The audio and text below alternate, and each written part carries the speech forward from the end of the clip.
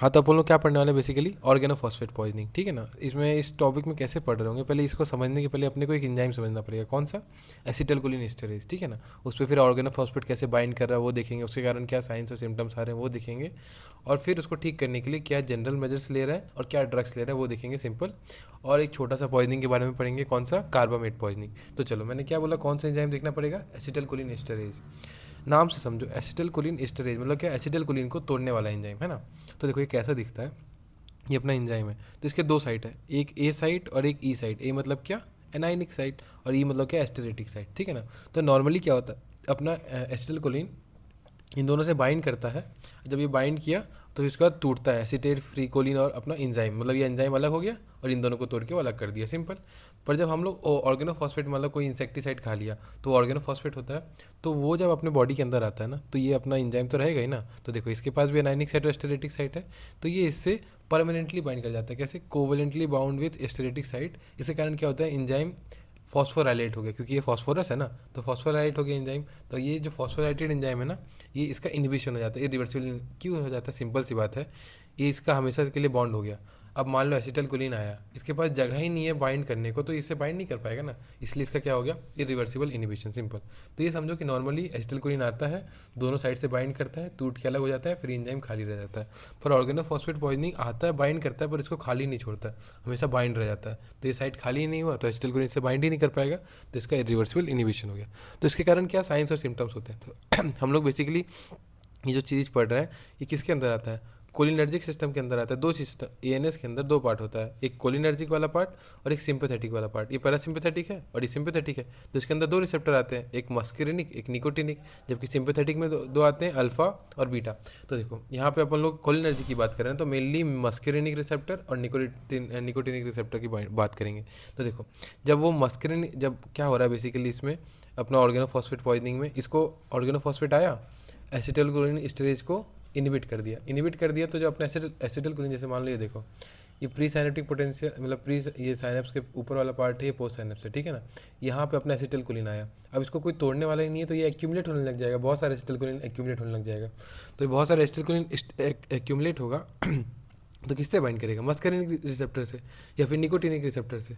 तो देखो ये ये अपना ये है, यहाँ पे मस्करिनिक रिसेप्टर थे, एसिटाइलकोलिन सिंस टूट नहीं रहे हैं तो इसमें ही है, तो इससे बाइंड करने लग जाएंगे, सिंपल। तो देखो इससे बाइंड करेंगे तो क्या करेगा, क्या दिखाता है ये? डम्बल्स के साइन दिखाता है। तो डम्बल्स मतलब क्या? D for diarrhoea, E for मतलब बेसिकली ना, इसको याद कैसे करना, इंक्रीज सिक्रीशन हो रहा है, बॉडी से फ्लूइड बाहर ज़्यादा बढ़ रहा है, कैसे? डायरिया। दूसरा क्या? यूरिनेशन। एम, अब ये पैरासिम्पैथेटिक सिस्टम है ना। मियोसिस मतलब क्या? आँख का छोटा हो जाना। पैरासिम्पैथेटिक सिंपल सी बात है, अपने को टेंशन नहीं है, अपने आराम से हो रहा है, सोने जा रहे हैं, तो इसमें मियोसिस मतलब आँख छोटा हो जाता है, क्योंकि अपने को मिड्रेसिस कब होगा? जब उसको हम लोग को कहीं शेर वेर पीछे भागने लगे तब मिड्रेसिस होगा।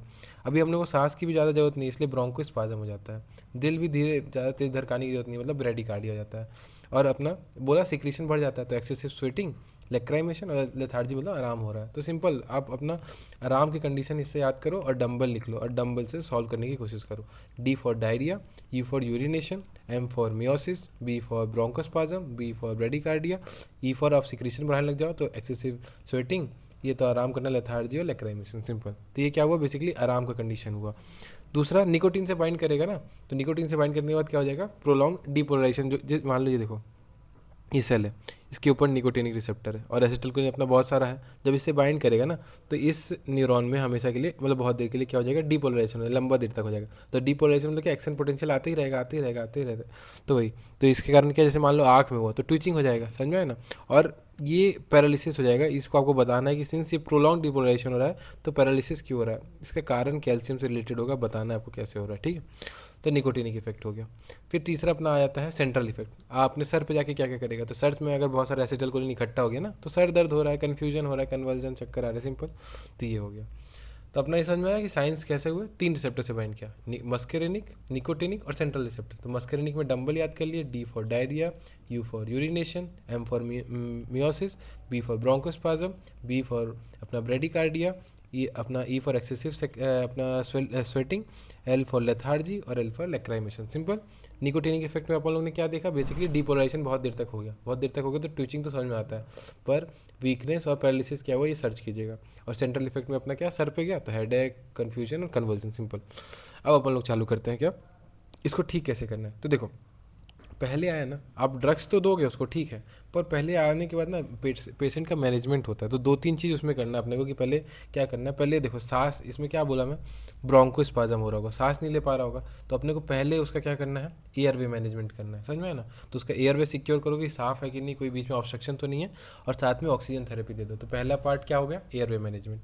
दूसरा, सिंस ये जो पेशेंट आते हैं ना वो लगभग कौन होते हैं, फार्मर्स होते हैं जो कि इंसेक्टिसाइड पेस्टिसाइड खा लिए हों या उनके बॉडी पे लगा हुआ पूरा उसी से अपने शरीर में लगा लिए हैं। तो बेसिकली अब पेशेंट को हम लोग को डीकंटामिनेशन करना है, मतलब वो पेस्टिसाइड्स को हटाना है। तो देखो, रिमूव कंटामिनेटेड क्लॉथ्स, और जो स्किन जहाँ पे भी पड़ा होगा उसको धो दो, और साथ में गैस्ट्रिक लवाज, मतलब मान लो खाए हैं ना तो उसको पानी से धोते जाओ तो वो अपना कंटेंट उसका हट जाएगा। सिंपल सी बात है, ठीक है ना। तो ये अपना जनरल मेजर्स हुआ। पहला क्या, एयरवे मैनेजमेंट। दूसरा अपना क्या हुआ, पेशेंट डीकंटामिनेशन। अब तीसरा अपन लोग क्या देखेंगे, देखो अपना उसका ना हम लोग ब्लड सैंपल लेंगे, और ब्लड में एक एंजाइम देखेंगे। कौन सा एंजाइम देखेंगे, कोलिनेस्टरेज एंजाइम, ठीक है ना। तो आरबीसी के कोलिनेस्टरेज एंजाइम का लेवल चेक करते रहेंगे। अगर उसका एक्टिविटी घट रहा है ना तो मतलब इसका इनिबिशन हो गया बहुत सारा, तो इसलिए अपने को जल्दी से ड्रग देना पड़ेगा। ये जनरल मेजर्स हुए। तो क्या क्या मेजर्स हुए, एक तो उसका हवा को ठीक करो, फिर उसको साफ सफाई करो, और बाद में उसका ब्लड सैंपल ले लो, ठीक है ना। तो हवा को ठीक किया मतलब क्या, सिक्योर एयरवे और एडमिनिस्टर ऑक्सीजन थेरेपी। डिकंटामिनेशन में क्या किया, गंदा कपड़ा हटाए, हटाने के बाद उसको नहा दिए, मतलब एक्सपोज स्किन, और पेट को भी साफ कर दिए, गैस्ट्रिक लवाज। और बाद में ब्लड का सैंपल लिए, तो ब्लड में से अपन लोगों ने क्या देखा, इरेथ्रोसाइट का कोलिनेस्टरेज का एक्टिविटी, क्योंकि अगर कोलिनेस्टरेज इनिबिट हो रहा है तभी तो दिक्कत आ रहा है। तो अगर उसका एक्टिविटी घट रहा है मतलब यहाँ पे पॉइजनिंग हो रखा है। तो अब जब पता चलिए कि पॉइजनिंग हो रखा है तो अपने को 2 ड्रग देना है। देखो इसको याद करने के लिए कैसे याद करना है, एट्रोपिन और ऑक्साइम याद है तो अच्छी बात है, वैसे तो जनरल ड्रग है। पर देखो जैसे मान लो ये पीक है, पीक के टॉप पे हो तुम, तो इसको अपन लोग क्या बोल सकते हैं, एट टॉप। तो एट टॉप से अपन लोग क्या बना सकते हैं, एट्रोपिन, ठीक है ना। और इसमें क्या याद कर लो, बेला, बेला मतलब क्या, ऑक्स, ऑक्स से अपन लोग क्या याद कर सकते हैं, ऑक्साइम। तो एट टॉप से याद कर लिया एट्रोपिन, और बेला से याद कर लिया ऑक्साइम। सिंपल। तो देखो काम कैसे करता है, ये बेसिकली ना कंपटीशन करता है। एसिटल कोलिन, मान लो ये दोनों एक क्लास के मतलब ये मान लो रूममेट है या फिर क्लासमेट है, जिनको एक दूसरे से कंपटीशन है कि मैं ज़्यादा लाऊंगा कि मैं ज़्यादा लाऊंगा। तो देखो एट्रोपिन कॉम्पिटिटिव एंटागोनिस्ट, बेसिकली क्या है, एसिटल कोलिन बाइंड करेगा ना मान लो मस्करिनिक से, तो सारे वो वाले इफेक्ट कराएगा जो कि पैरासिम्पथेटिक में दिख रहे थे कि डम्बल वाले, जबकि एट्रोपिन इससे बाइंड करेगा तो उल्टे वाले इफेक्ट दिखाएगा। तो ये एंटागोनिस्ट है। तो ये क्या हो गया, एगोनिस्ट और ये एंटागोनिस्ट, लेकिन दोनों बाइंड किससे करना चाहते हैं, सेम रिसेप्टर से, समझे।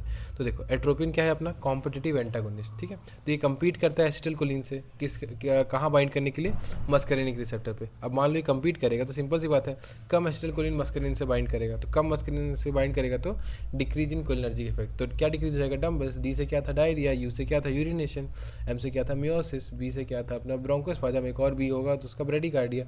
ई से एक्सेसिव सेक्राइमेशन, एक्सेसिव लेक्राइमेशन, और ये लेथार्जी और स्वेटिंग। सिंपल। तो ये देखो ये अपना ये सब घट जाएगा, ये घट जाएगा तो पॉइजनिंग ठीक हो जाएगा। सिंपल। तो इसका मैकेनिज्म ऑफ एक्शन हुआ, क्या हुआ, सिंपल सी बात है, बस ये डायग्राम याद रखो तो हो जाएगा। एसिटिल कोलिन क्या है, अपना एगोनिस्ट है, ठीक है ना। एट्रोपिन क्या है, कॉम्पिटिटिव एंटागोनिस्ट। तो इसके साथ कॉम्पीट करेगा, ये कम बाइंड कर पाएगा, कम बाइंड कर पाएगा तो कम कोलिनर्जिक इफेक्ट दिखेगा। कम कोलिनर्जिक मतलब डम्बेल कम दिख रहे होंगे। सिंपल।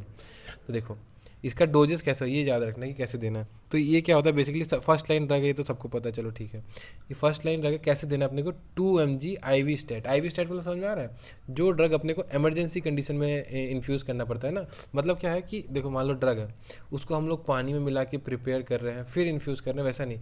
ये बॉटल एकदम लगाने को तैयार है, ठीक है ना। इसको डायरेक्टली अपन लोग IV इन्फ्यूज़ कर सकते हैं, तो इसको स्टेट कहते हैं, IV स्टेट। तो 2 मिलीग्राम हम लोग को देना है, और फिर 5 से 10 मिनट बाद फिर इसको देखना है, क्या साइन ऑफ हेट्रोपाइजेशन बताऊंगा मैं, उसको चेक करो। अगर वो आ गया तो ठीक है, नहीं आया तो फिर 5 से 10 मिनट बाद डबल करके, मतलब 4 mg लगा के फिर उसको छोड़ो। 10 मिनट बाद देखो नहीं आ रहा, फिर अपना 8 mg लगा दो, डोज बढ़ाते जाना, ठीक है ना। कब तक, जब तक साइन ऑफ एट्रोपिनाइजेशन ना दिख जाए। एट्रोपिनाइजेशन का ये समझ लेना कि डंबल का उल्टा ना दिख जाए।